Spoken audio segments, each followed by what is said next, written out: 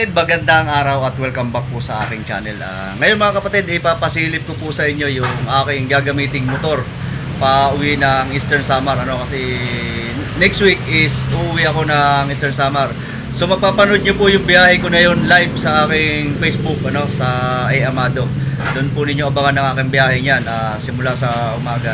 Isang araw, isang gabi po ang biyahe ko niyan. Magla-live po tayo sa ating biyahe papuntang Samar. So ngayon papasilip ko po sa inyo mga kapatid yung aking gagamitin na motor papuntang Samar. Kaya ano pa hinihintay natin? Tara, puntahan natin.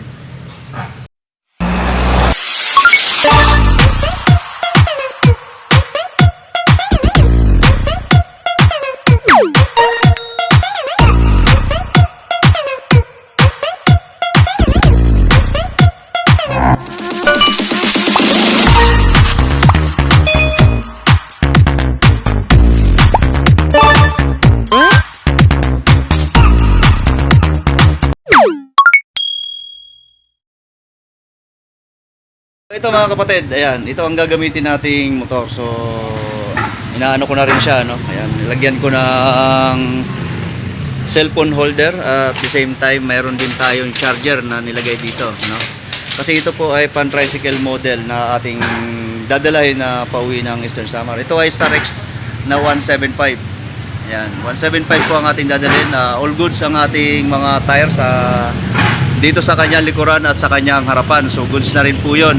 At syempre nagpalit na rin po tayo ng sprocket. Ayan, 36 ang teeth niyan na ating ipinalit para medyo pang long drive natin, Ayan, pakita ko sa inyo yung ating cellphone.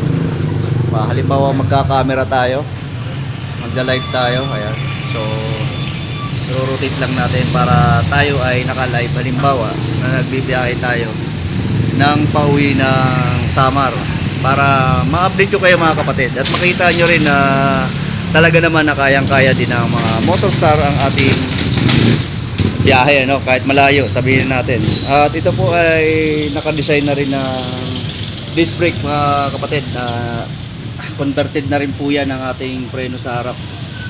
So ang babaunin lang natin is spark plug, at the same time is yung mga spare natin, at halimbawa tools, mga basic tools.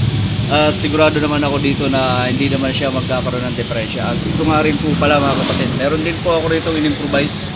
Ayan, nagbend ako ng bracket na lalagyan natin ng MDL. So dyan tayo maglalagay ng MDL sa taas na yan, dito sa dalawa kabilaan.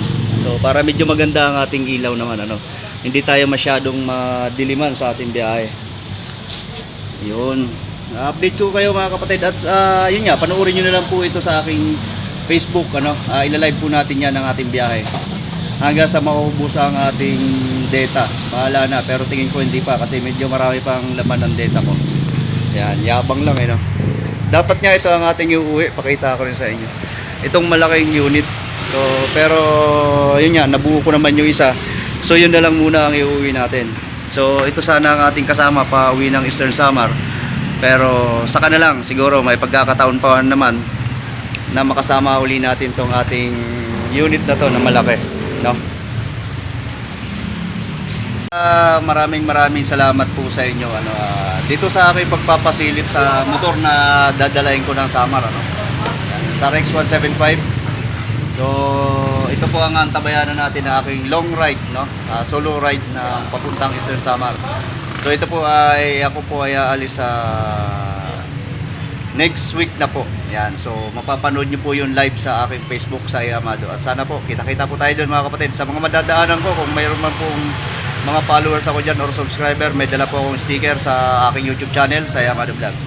So maraming salamat mga kapatid, antabayanan niyo po ang aking biyahe. Maraming salamat po, ingat po tayong lahat.